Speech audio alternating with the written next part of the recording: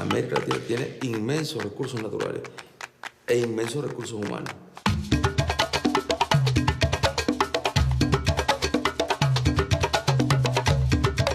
Não se pode falar de cambio sem um cambio cultural.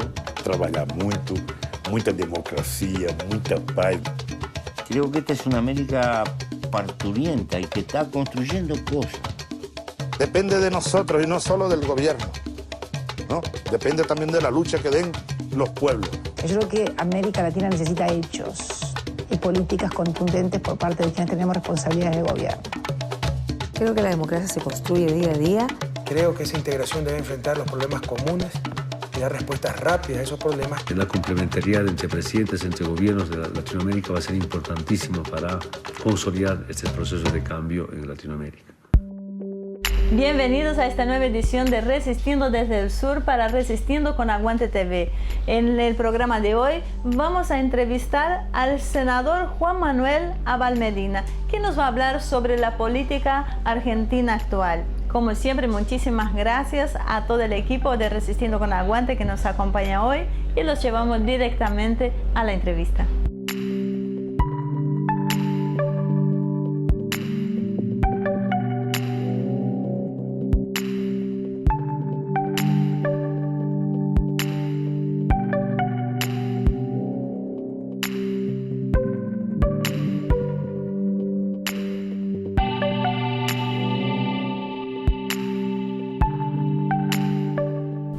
Bienvenido, muchísimas gracias por recibirnos hoy. Realmente desde este lugar que estamos ocupando en Resistiendo con Aguante TV, es un placer para nosotros poder tenerte hoy.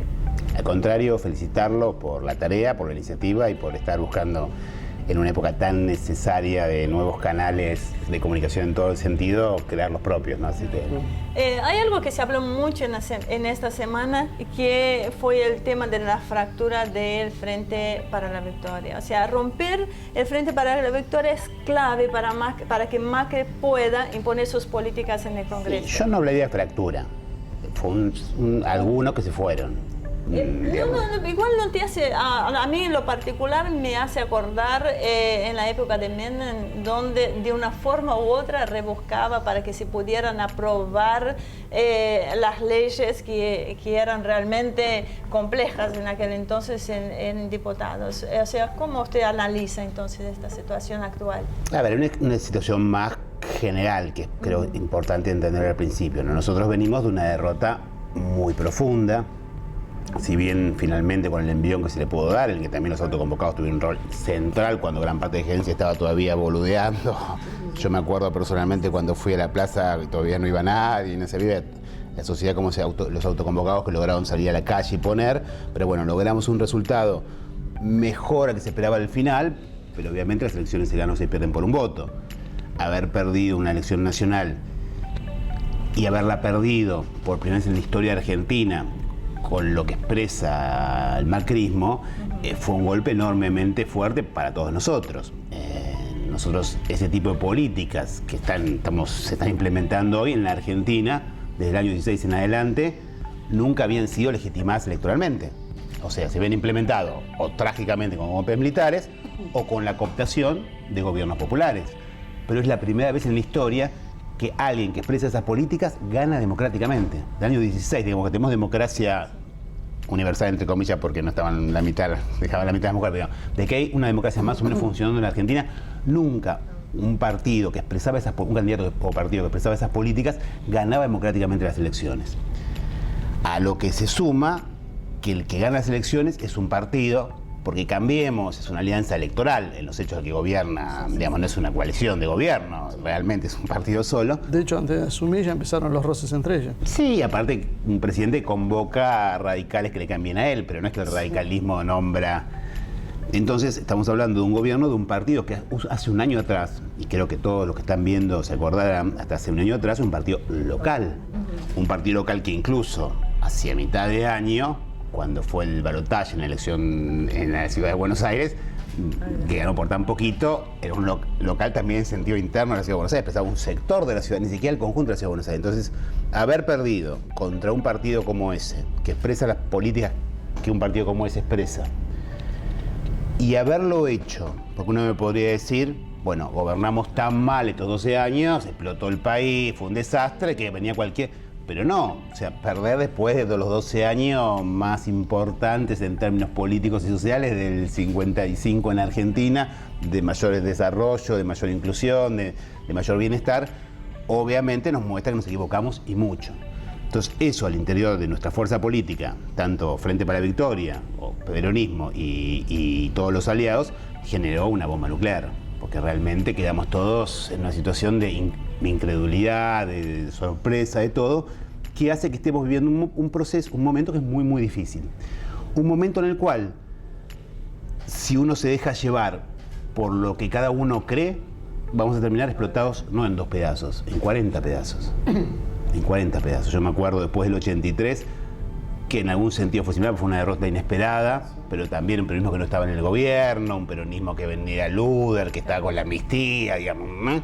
Pero en ese momento el bloque del Senado se partió en 4 o 5, el bloque en diputados explotó también, se generó todo un proceso muy complicado. Ahora, lo que estamos viviendo es una situación en la cual, si cada uno de nosotros, legítimamente, creo yo, pero de una manera irresponsable, empieza a decir, en realidad perdimos porque vos no sé qué cosa, entonces si no, en realidad perdimos por él. Y hacemos estas autocríticas que escuchamos todos los días, que en general de auto no tienen nada, porque todos decimos fue culpa tuya, fue culpa mía. Si entramos en ese proceso, el camino va a ser terrible, porque justamente vamos a perder la principal herramienta que tenemos para evitar que estas políticas, que son justamente lo que nos preocupa y lo que nos ocupa y lo que nos lleva a militar, avancen cómodamente en la Argentina. Esa es la situación que yo creo que estamos viviendo. Sí, no hay algo que por ahí se minimizó el peso de la propaganda, porque el modelo que expresa el macrismo, el modelo comunicacional, no es un modelo solo para la Argentina. De hecho, ayer mismo estaba viendo un programa que hacía Graña y mostraba los paralelos cómo hace lo mismo Macri que hace Obama, pero copiadas las mismas escenas exactamente igual de la mujer. Mi preocupación es un poco... Minimizamos, ¿eh? Por eso, nos reíamos los globos, nos reíamos esto, no pueden ganar nunca. Quizá eso no hizo que se relaje un poco el tema total. Nos peleamos más por el reparto interno. Hubo muchísimo de eso. Todo el mundo creía que ya ganamos, ¿no? Entonces que la discusión, había algunos compañeros que estaban más preocupados por ver cómo lo condicionaba a Scioli y qué cosa de Daniel no le gustaba, entonces lo votaban, entre comillas, como mi amigo Horacio González, con asco, o decían, bueno, no, yo no le hago campaña porque lo quiero que no gane por tantos votos. O que voten en blanco. Eso, que voten en blanco, si no gana por tantos votos, un sector que prácticamente no hizo campaña, explícitamente. No lo digo, a ver, diciendo que querían que perdiera, no, por lo que vos decías, se creía que se ganaba igual. Y después, por otro lado, gran parte de los ciolistas, digámoslo así, están más preocupados por ver qué cargo se queda cada uno. Entonces uno le administra una cosa, otro. Yo me acuerdo de una discusión sobre si Barbieri, que era el decano de la UBA, iba a ser ministro, entonces salieron rectores nuestros también a criticarlo, cómo va a poner ese rector, antes de ganar la elección. O sea, hubo una responsabilidad colectiva terrible.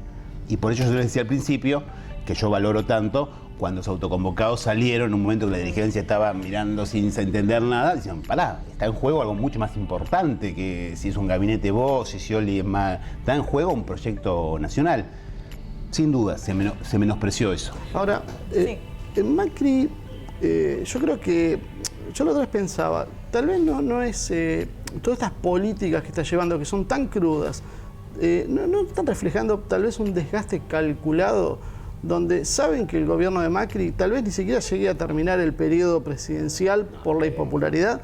No hablo por eso, simplemente por impericia propia.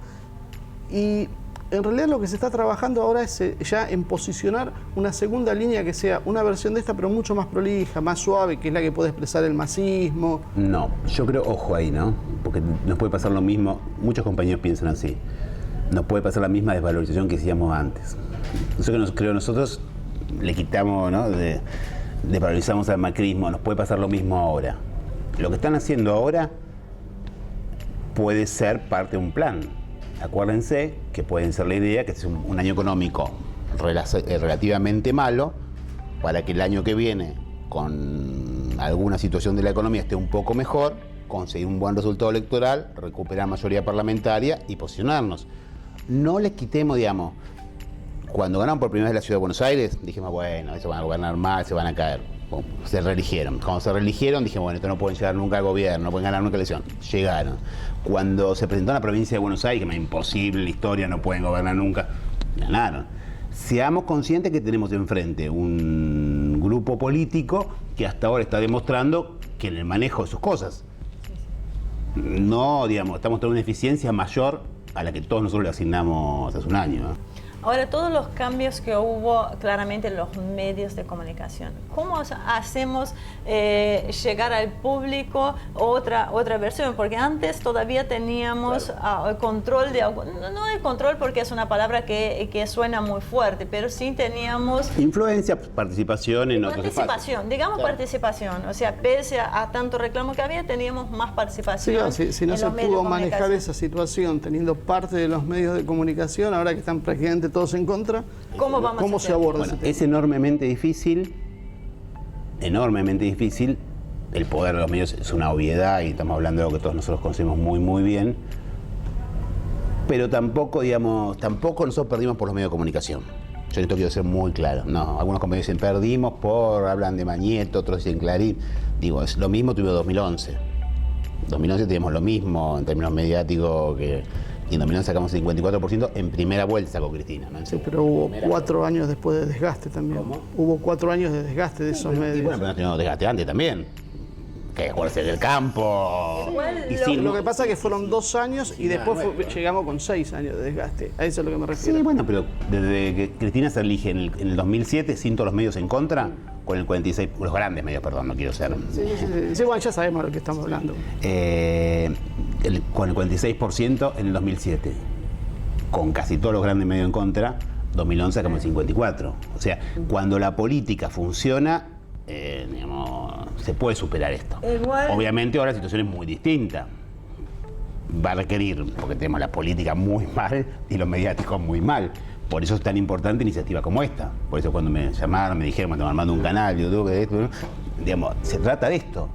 Es esto, es redes, es esto, digamos. Tenemos que acostumbrarnos a recuperar con otra tecnología cierta gimnasia que teníamos en una época que también cuando nos tocó en los 90, que también había un escenario similar, ¿no? Hay que seguir creciendo, resistiendo con aguante indudablemente.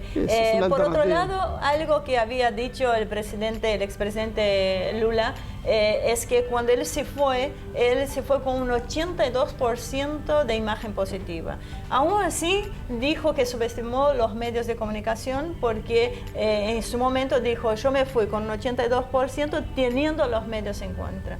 La ley de medios en la Argentina está muchísimo más avanzada que en Brasil. Sin embargo, al subestimar el tema de los medios... más avanzada no está. Lamentablemente, así como estamos, está más avanzada porque no pudo... Bueno, estaba. Ahora estaba. El problema de la ley de medios es que no se pudo poner en práctica. Exacto. Eso fue otro tema. Ahí sí yo veo que hubo una carencia. Hubo mucha inversión en infraestructura, pero muy poca en contenido, o se hizo mal, pero faltaron los contenidos. Bueno, y ahora... Un enorme problema de aplicación. En los hechos no cumplió prácticamente la mayoría de los objetivos, ¿no? Y ahora lo que me refiero es que después, cuando se fue Lula, obviamente el ataque hacia el gobierno de Dilma es tremendo, más allá de sus propios errores que puede haber, pero también hay una gran preocupación en la región de lo que va a suceder con la Argentina. O sea, ¿cómo puede analizar ese tema? ¿Cómo podés? La región está en un momento muy complicado. Casi cuando uno recuerda... Cuando me tocó a mí acompañarlo a Néstor en la UNASUR hace no demasiado tiempo, si pensamos en realidad estamos hablando del 2010, no hace 6 años, digamos. Néstor asumió en mayo del 2010, o sea, no hacen todavía 6 años de eso. Y teníamos una región que yo me acuerdo cuando nos juntamos en Caracas, en Miraflores, una reunión que había, la primera reunión América Latina, África, están todos los presidentes de los estados africanos, estaba Chávez, estaba Lula, y en una región potente y poderosa. Obviamente el escenario es muy, muy distinto. Hay muchas cuestiones objetivas, que tienen que ver con deterioro de los precios de las materias primas, todo ese tipo de cuestiones, por un lado, pero también, y en esto la política, digamos, la hacen personas de carne y hueso, tuvimos desgracias personales. Haber perdido a Néstor Kirchner cuando tenía 60 años fue terrible, la muerte de Hugo Chávez, que no tenía ni eso, digamos, tuvimos también problemas de esa naturaleza, ¿no? A ver, obviamente no se puede hacer mucha historia contrafáctica, pero seguramente, estoy seguro que hoy nuestra región estaría en una situación distinta si esas dos personas estuvieran vivas, digamos. Tuvimos también mala suerte histórica, ¿no? Cuando analizamos a veces los resultados de Macri, yo eso lo estábamos charlando fuera de cámara con los chicos, en realidad lo que a uno le choca de esas políticas son políticas que están prefijadas con ese objetivo realmente. No es un error del gobierno, sino es una intención. Y lo dijeron en la campaña. Sí, no dijeron las consecuencias. Nosotros sí. Sí, pero era la campaña del miedo.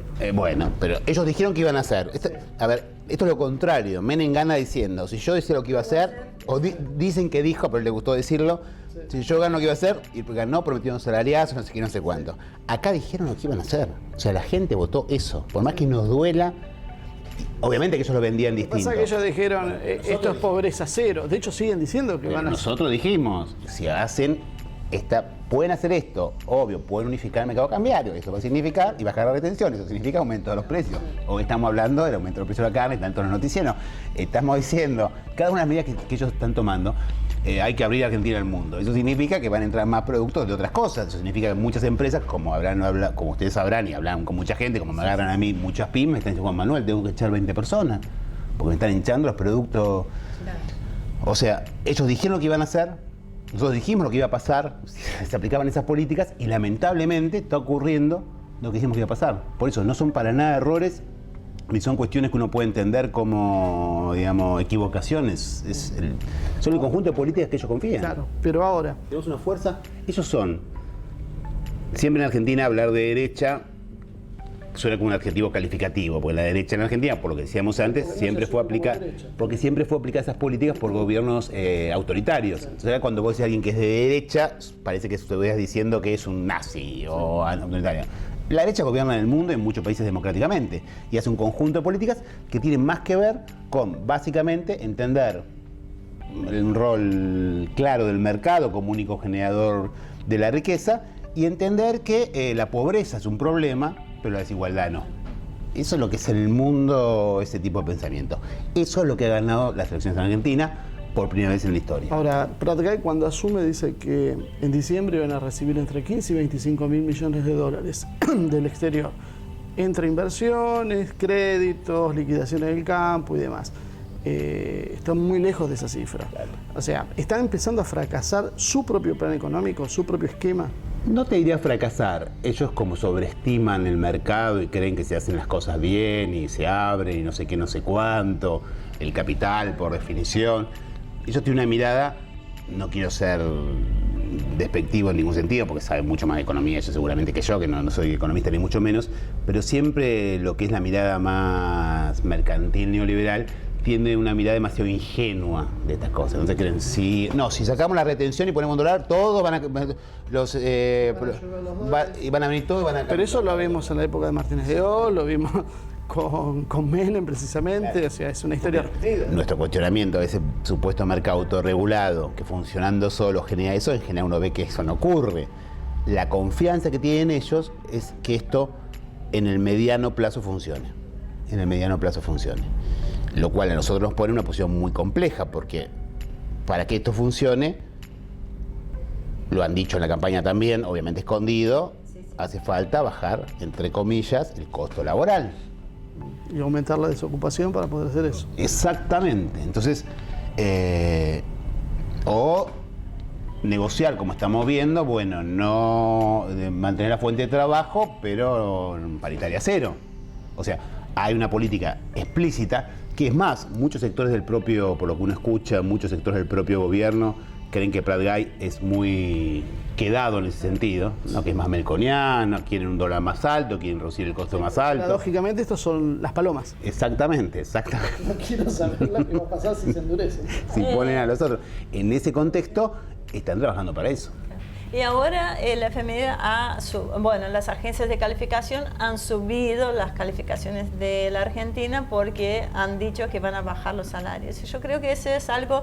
Standard & Poor's. Claro, bueno, Standard & Poor's, ayer justamente estábamos leyendo sobre esto. Eso es algo que la mayoría de la gente no lo comprende. O sea, porque cuando se baja o se sube la calificación de un país, no es que va a beneficiar a la población. O sea, está hecho para beneficiar determinados sectores. Sí, ojo, también que Argentina pague menos por su financiamiento es bueno para todos, ¿eh? No, porque nosotros tuvimos muchos problemas con una restricción externa muy... Sí, bueno, Argentina fue castigada durante muchos años. Claro, estas cosas sí impactan sobre la población. Pero entonces eso no es solo un tema económico, es un tema político disfrazado de económico, o llegamos a la conclusión que economía y política es lo mismo. Hay un poder estructural en el planeta que funciona sobre esa clave, digamos, y ahí sí que frente a eso las capacidades que uno tiene desde los gobiernos nacionales de afectarlo son mínimas. En los hechos, gran parte...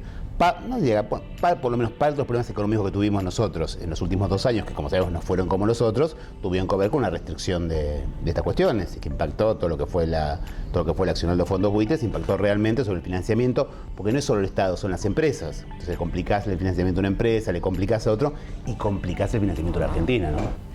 Ahora, Vladimir Werning, que es el director ejecutivo y jefe para América Latina del JP Morgan, es esperado como la frutilla del postre del Dream Team económico. Así, ¿qué reflexión nos puede traer esta admiración farandulera por economistas que pertenecen a quien nos asfixió en definitiva durante muchos años? Y porque son esa visión, ellos entienden que esos personajes, estos famosos CEOs que vienen y saben y conocen y son los que entienden, como entre comillas, los que entienden cómo funciona el mundo, entonces que vienen acá y transforman la realidad. Hay que hacer un cholulismo, podríamos decir, para encontrarle una forma de poner una admiración ciega por personajes. Sí, claro. CEOs con mucho posgrado. El famoso Dream, claro, y el Dream Team que estaban formando. Sí, digamos, algo similar, ¿se acuerdan? Se vio en otro momento, el Golden Boy, en la época de Menem, hubo varios momentos. Hay una admiración de todos los sectores que creen que los que realmente saben son los que están afuera, los que estuvieron afuera, que supieron bien afuera, que obviamente seguramente sabrán más de los temas que a ellos les interesan, pero estoy seguro que no les interesan ninguno de los temas que a nosotros nos interesan. Ahora, Argentina tiene a China hoy como su principal socio comercial. China y Brasil. China y Brasil. Pero el problema es que Brasil está en plena caída y China ralentizando su crecimiento. Está creciendo enormemente, pero no brutalmente como venía creciendo. Ahora, este nuevo planteamiento que está haciendo el gobierno de Macri, la alineación con unos Estados Unidos que están yendo en un rumbo de colisión contra China. Y las primeras consecuencias que empezamos a ver, como el tema de las represas, que se empieza a barajar la posibilidad de suspenderlas, que ya está produciendo los primeros signos de malestar en el gobierno chino, reflejado por las declaraciones de Yang Guomin, ¿no? Sí. ¿Puede llegar a complicar también el futuro de la Argentina, enfriando la relación con este socio comercial tan importante? Y sí. Volviendo al principio de todo, este gobierno es un gobierno, reitero, que no tiene muy poca experiencia de gobierno nacional, ninguna prácticamente. Tiene una experiencia en un gobierno de una entidad importante como la Ciudad de Buenos Aires, pero que finalmente es una intendencia. Claro, adentro no tiene otras intendencias. ¿Qué quiero decir con esto? Que muchas de las cuestiones internacionales que ellos plantearon y muchos problemas que ellos mismos están encontrando ahora son producto de su propio accionar, para ser brutalmente franco. Cuando Macri criticaba al gobierno porque no entendía que esos bonistas tenían su derecho, los fondos buitres anotaron eso y ahora... bueno, teníamos derecho nosotros, bueno, vengan. Porque yo quiero... Casi hubo enorme el tema de la primera declaración de Macri en política exterior, iba a aplicar la cláusula democrática a Venezuela. Claro, la agarró a la canción Malcorra y dijo, no, tiene nada que ver, no, eso no va, no se puede, no. Bueno, y con China pasa lo mismo. Hay un abuso de las definiciones para afuera que tienen que ver con la política interna. Entonces, hablo mal de la represa porque son en Santa Cruz y porque uno se llama Néstor Kirchner. Y no mido las consecuencias. Bueno, claro, es lo mismo que le pasó con los fondos buitres, lo mismo que le pasó con Venezuela. O sea, cada uno siempre se confunden, no es que se confunden, utilizan lo interno, las cuestiones que tienen otro tipo de juegos que terminan complicándole. Digamos, hoy no están cerrando, ellos creían que iban a cerrar con los fondos buitres muy rápidamente, que se sentaba una mes. que ineficiente, ¿no? Y los tipos, claro, estuvieron diciéndole, los que están gobernando le dijeron muchos años, no que tenían razón, pero casi, bueno, entonces ahora te lo quieren cobrar. Desde el grupo Resistiendo con Aguante ya se está convocando para el 1 de marzo. O sea, la intención es tener una plaza realmente llena como para mostrar la presión y mostrar que están todos atentos a lo que puede suceder en el Congreso, ¿no? ¿Cuál es su visión y tu visión y expectativa para Hay que pensar con cuidado. Acordémonos que nosotros no podemos caer en actitudes antidemocráticas. El 1 de marzo es el momento en que el presidente da su asamblea legislativa. Yo no sé si sería, quizás pensar los horarios, que eso sea a la mañana y hacer esto a la tarde. Yo sería cuidadoso, porque nosotros, a veces algunos compañeros, por bronca real que todos sentimos, tienden a caer en esas actitudes que nosotros condenamos mucho tiempo. Nosotros tenemos que aceptar que tenemos que enfrentar al gobierno, pero este es un gobierno democrático que surgió del voto popular. Pero ¿cuál es el límite entre respetar las instituciones, el funcionamiento democrático y defender los intereses populares? Porque a veces como que es una línea no muy clara. Es una línea poco clara. Yo digo, en general lo que tenemos que hacer es recordar qué cosas cuando nos nacían a nosotros condenamos muy fuerte. Recordemos cuando fue el bendito de la 125 cortando las cosas, recordemos al grupo A no dando quórum para que no funcione, recordemos diciendo yo no te voto ningún candidato porque sea de ellos, independientemente de cuál sea de antemano. Las cosas que nosotros dijimos que estaban mal, digamos, no podemos ahora repetirlas, porque íbamos a perder en la concepción real de la política. Tenemos que hacerlas, pues yo digo, tenemos una oposición obviamente firme, seria, pero inteligente. Entonces, por ejemplo, hacer una plaza, que me gusta como idea, en vez de hacerla en el momento que viene Macri a hablar acá y que digan, si haces para esta, hacerla a 18. Ser inteligente, ser una posición firme, sólida, pero inteligente. Porque si no le regalamos demasiado fácil. A veces, muchas veces, por bien intencionadamente, pero terminamos haciendo cosas que pueden decir, pará, mira, y te ponen una declaración de Cristina diciendo lo contrario y ¡pum! Pasa que nosotros vemos también la efervescencia, la bronca contenida y cierta cosa de esperar señales. ¿Qué están haciendo? Bueno, igual, es una... Hasta ahora, hoy creo, quizás me equivoco, pero creo que hoy conseguimos, yo estuve trabajando para eso, que por primera vez se constituya la comisión de DNU. O sea, hasta ahora Macri pudo hacer todo lo que hizo sin que siquiera la comisión que establece la constitución de la ley para regularlo se haya constituido. Espero que el martes 16 a las 16 horas podamos empezar a tratar los DNU, a sacar los despachos de rechazo y que puedan tratarse en las cámaras. Digamos, tenemos que hacerlo, venimos con una mora muy fuerte, en parte por la habilidad que han tenido ellos y en parte muchas veces también por problemas internos nuestros, que a veces por maximizar la cosa le dimos la excusa a ellos, por ejemplo, para que no se convocara esta comisión. Y tuvieron la enorme facilidad de estar un mes y medio sacando los DNU que han sacado sin que una comisión podamos decir, che, nos parece mal. A ver, la verdad que a todos colectivamente nos cuesta ser oposición. Y en ese contexto están estas cuestiones. ¿Hasta dónde esto que vos decís? Sí, porque aparte de la misma presión popular, como en algún momento sobrepasaron en la campaña la actitud de la dirigencia, también se corre ese riesgo. Sí. Que esto se transforme en una oposición anárquica. Ya no tenemos realmente más tiempo. Muchísimas gracias. Dejamos como sugerencia entonces 1 de marzo a las 18 horas, cosas de poder estar presentes, de mostrar que estamos. Acompañar la pelea acá adentro. La pelea desde adentro, pero no... respetando la voluntad popular. Muchísimas gracias. Un placer. Muchas gracias a ustedes. Muy bien, hasta acá llegó el programa de hoy entonces con el senador Juan Manuel Abal Medina hablándonos de lo que todos nosotros queríamos escuchar y conocer de lo que está aconteciendo en la actual política argentina. Muchísimas gracias como siempre por acompañarnos. Ahora termina nuestro programa, pero sigan con la programación de RCA TV.